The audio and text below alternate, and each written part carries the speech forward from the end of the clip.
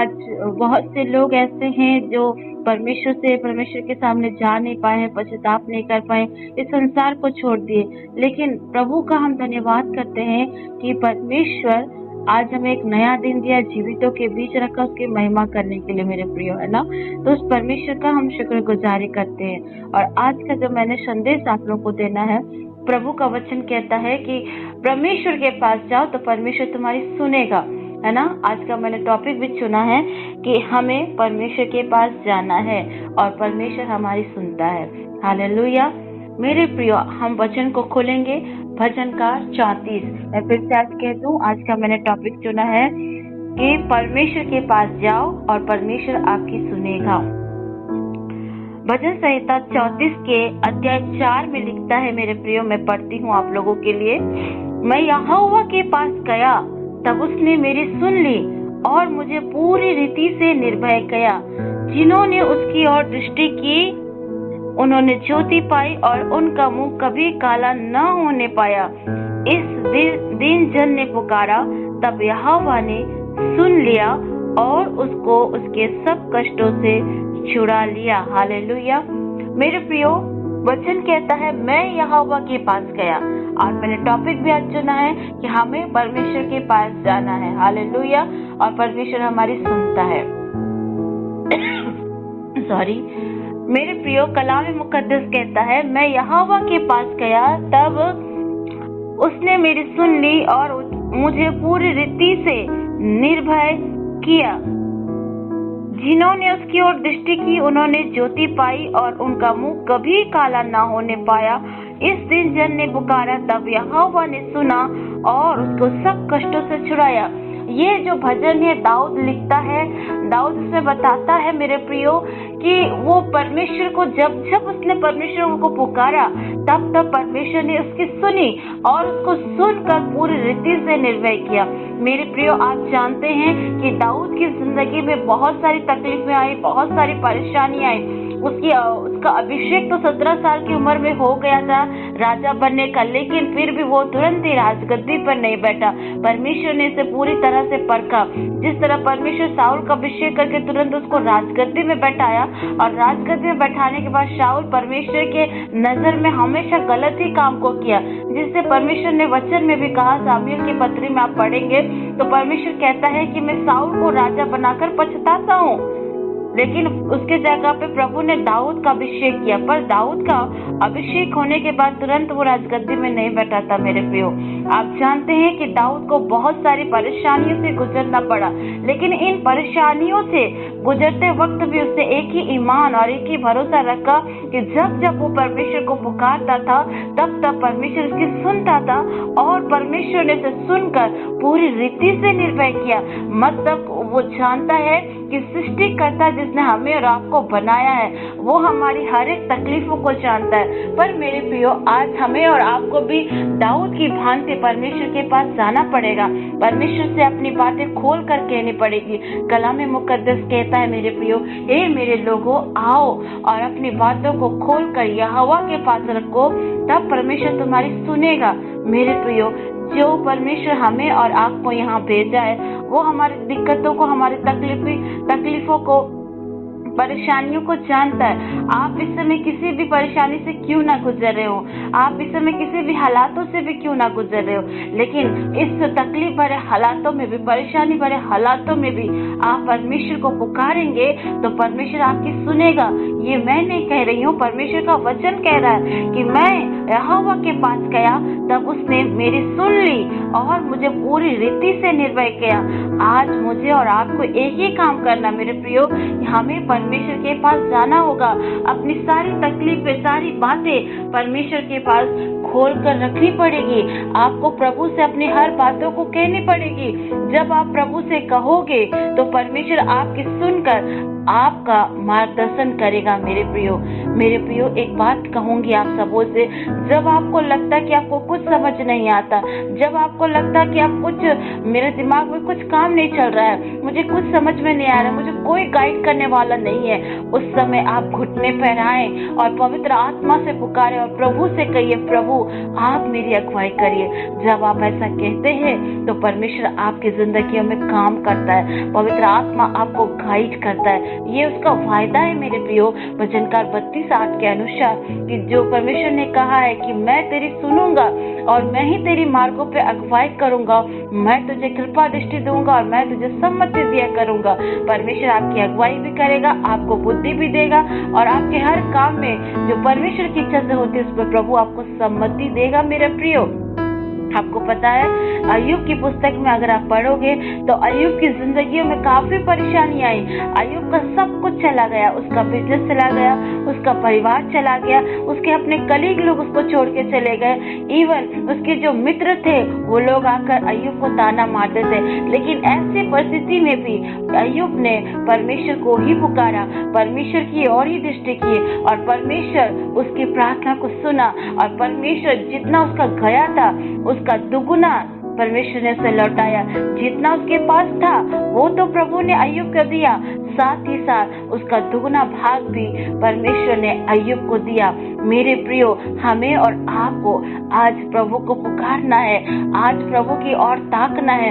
वचन कहता है मेरे प्रियो वचनकार 34 में कि जो कोई प्रभु की ओर दृष्टि करता है वो ज्योति पाता है और उसका मुख कभी काला नहीं होता है। वरन इस दिन जन ने पुकारा और यहोवा ने सुन लिया और उसके सब कष्टों से उसको छुड़ा लिया। किन कष्टों से, जिन तकलीफों से आप अभी गुजर रहे हो, जिन समस्याओं से आप गुजर रहे हो सकता है आप जिन तकलीफों से गुजर रहे हो आपको समझने वाला कोई नहीं है, आपकी बातों को सुनने वाला कोई ना हो, आप उन तकलीफों से गुजर रहे जिसे आप किसी के साथ शेयर नहीं कर सकते।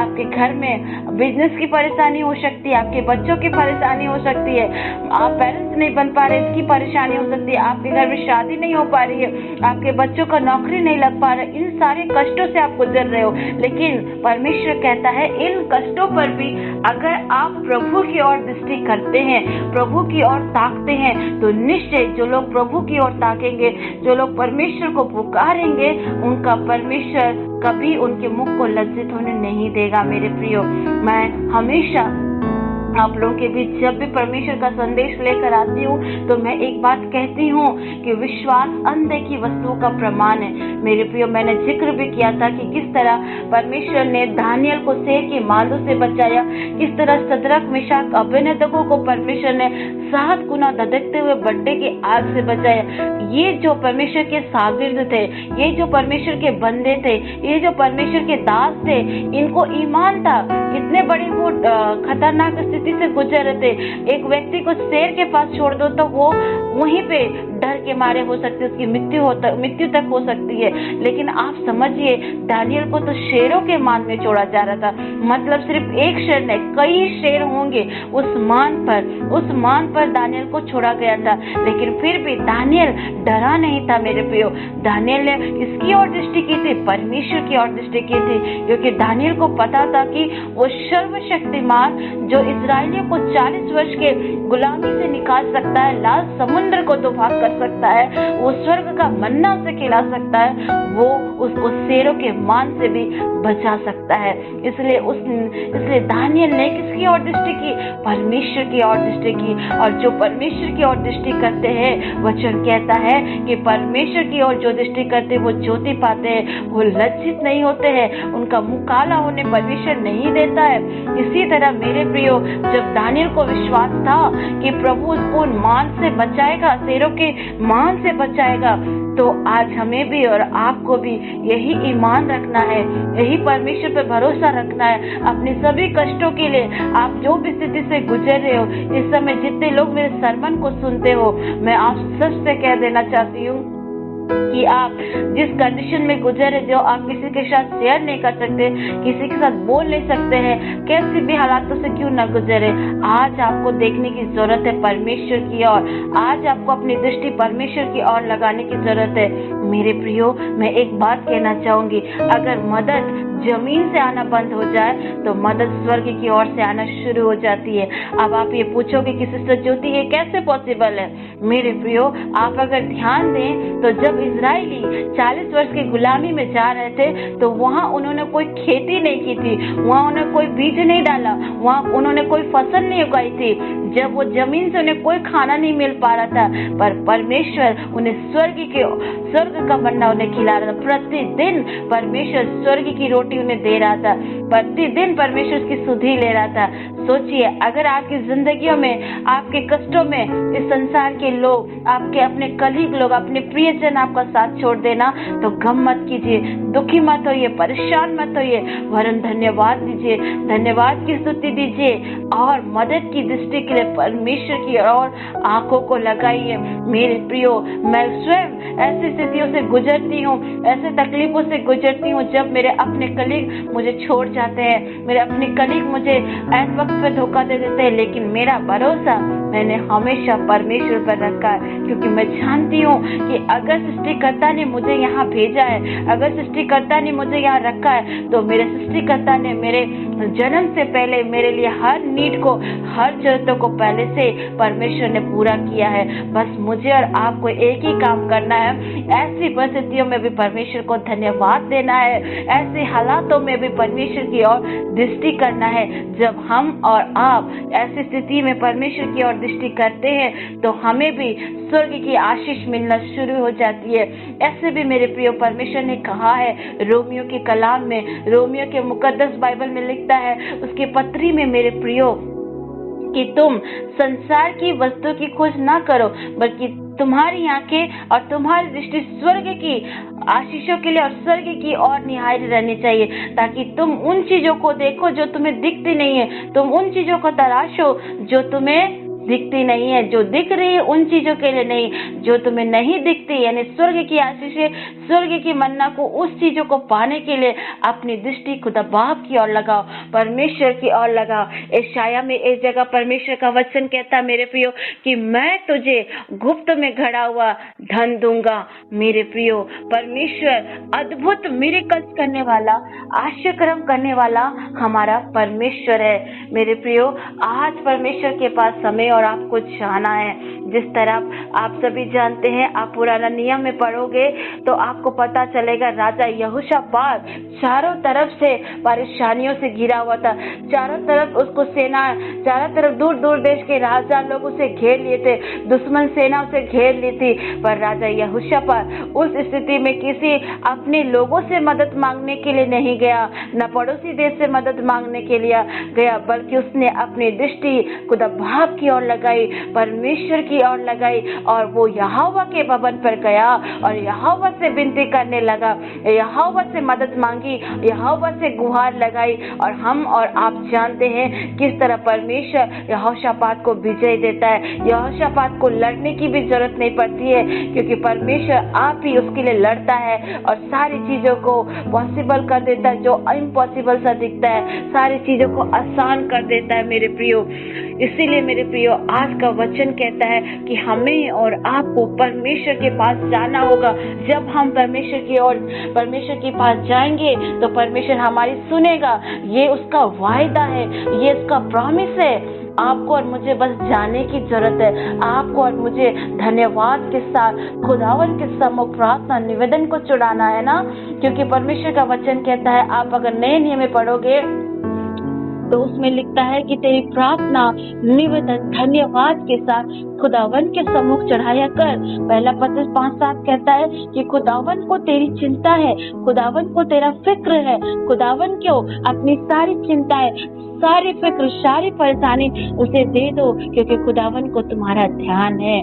मेरे प्रियो, मेरे अजीजों, आज आप जिस भी कंडीशंस पे हैं, आज आप जिस भी हालातों पर खड़े हैं, आपके जिंदगी में जो काम होते होते रुक जा रहा है, जो काम नहीं भी हो पा रहा है, जिस काम में रुकावटें आ रही, चाहे वो बिजनेस की जगह पर हो, ऑफिस की जगह पर हो, घर की जगह पर हो, या बीमारी पे जय पाने की जगह हो, इन सभी चीजों में आप अगर विजय पाना चाहते हैं तो आज आपको और एक ही काम करना है, परमेश्वर के पास जाना है, परमेश्वर पर दृष्टि लगाना है परमेश्वर की ओर ताकना है और परमेश्वर से मदद मांगना है। आप किसी मनुष्य से मदद मांगोगे तो मनुष्य हो सकता है एक पल के लिए आपको धोखा दे सकता है, एक पल के लिए आपको साथ छोड़ सकता है, लेकिन जब आप परमेश्वर की ओर दृष्टि करते हो, परमेश्वर से मदद मांगते हो, परमेश्वर आपकी सुनता है, परमेश्वर आपकी मदद करता है। मेरे प्रियो, मैं सिस्टर ज्योति आज आपको इंकरेज करना चाहती हूँ, आज आपको उत्साहित करना चाहती हूँ कि लोगों की ओर ताकना छोड़ दे, लोगों की बातों को सुनना छोड़ दे। आज आप अपनी दृष्टि परमेश्वर की ओर लगाएं और परमेश्वर के पास जाएं और परमेश्वर से मदद मांगे। परमेश्वर आपकी सहायता करने के लिए और आपके सुनने के लिए तत्पर है, क्योंकि जो सृष्टिकर्ता आपको और मुझे यहाँ पर भेजा है वो ऑलरेडी मेरे और आपके जीवन में सभी चीजों को पूरा किया है। मेरे प्रियो, इससे पहले मैंने जो सरमन दिया था उसमें मैंने कहा था कि परमेश्वर मनुष्य को बनाए, जीव जंतु को बनाए, उससे पहले परमेश्वर ने उसकी हर नीड को पहले बनाया, उसकी खान पान की नीड को बनाया, उसकी हर जरूरतों को बनाया, उसके बाद ही परमेश्वर ने जीव जंतु और मनुष्य को बनाया। मेरे प्रियो, आज आपको एक ही काम करना है। आज मैं आपको इंकरेज करती हूँ कि आज दुखी ना हो, परेशान ना हो, बल्कि ऐसी स्थिति में भी परमेश्वर के पास जाइए। जब राजा दाऊद जैसे कहता है कि मैं परमेश्वर के पास गया और यहोवा ने मेरी सुनी और मुझे पूरी रीति से निर्भय किया। इसी तरह आज प्रभु का वचन आपको हिम्मत देता है, आपको ताकत देता है कि आज आपको परमेश्वर के पास जाना है, परमेश्वर से मदद मांगनी है और परमेश्वर आपके जीवन में करेगा, क्योंकि परमेश्वर राजाओं का राजा है, वो प्रभु का प्रभु है। परमेश्वर को ऐसे ही यहोवा ईरे नहीं कहते हैं, यहोवा ईरे जो मेरे और आपकी जिंदगी में सब कुछ पूरा करता है। मेरे प्रियो, परमेश्वर का कलाम कहता है कि जो कोई उसकी ओर दृष्टि करता है उसका मुंह ज्योति से भरा होता है और उसका मुंह कभी लज्जित नहीं होता है। परमेश्वर के घर पर भले कुछ समय लग सकता है, देर हो सकती है, पर अंधेर नहीं होती है मेरे प्रियो, क्योंकि हमें और आपको परमेश्वर से जब हम मांगते हैं, परमेश्वर की ओर दृष्टि करते हैं और जब उसकी ओर हम आशा लगाते हैं तो उसकी ओर से आने वाली सहायता को, उसकी ओर से आने वाली मदद के लिए हमें इंतजार करना चाहिए, हमें वेट करना चाहिए, क्योंकि परमेश्वर यिर्मयाह 29:11 के अनुसार कहता है कि जो कल्पनाएं मैं तेरे विषय करता हूँ उसे मैं जानता हूँ, क्योंकि वो कल्पनाएं तेरी हानि की नहीं, वो योजनाएं जो परमेश्वर आपकी और मेरी जिंदगी में बनाता है वो हमारी हानि की नहीं हो सकती है, वो हमारी यानी कि गुड और अच्छी होती है, जो परमेश्वर की ओर से होती है।